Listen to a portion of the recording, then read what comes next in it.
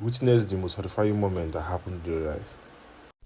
Field trips. Everyone loves them. A break from routine, a bus ride with friends, a day of adventure.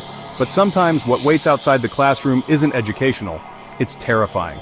There are places that don't care about your lesson plan, places that have been waiting for you. Today I'll share 3 true stories of field trips that turned into nightmares. Stories that will make you think twice before signing that next permission slip.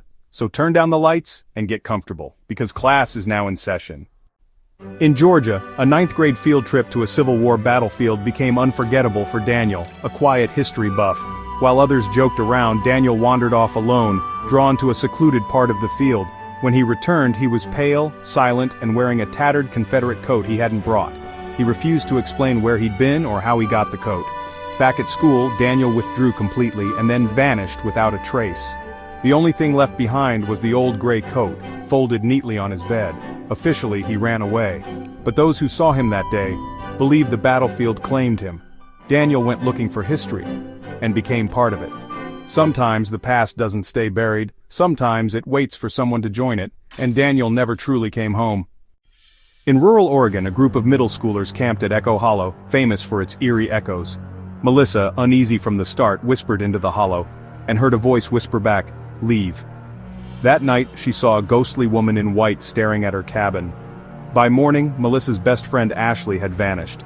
Despite frantic searches, Ashley was never found. Years later, Melissa received a letter from a nearby town. In shaky handwriting it read, "I heard the whisper too, she told me to stay, I wish you had stayed with me. Ashley. Some echoes never fade, some whispers are warnings, and some field trips leave you haunted forever." Echo Hollow kept its secret, and Ashley became part of it.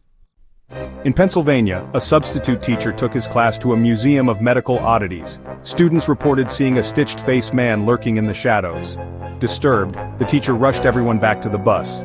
10 miles out, the bus broke down on a deserted road. The driver tried the radio, only to hear a sing-song voice, "Don't worry, I'll give you a new heart."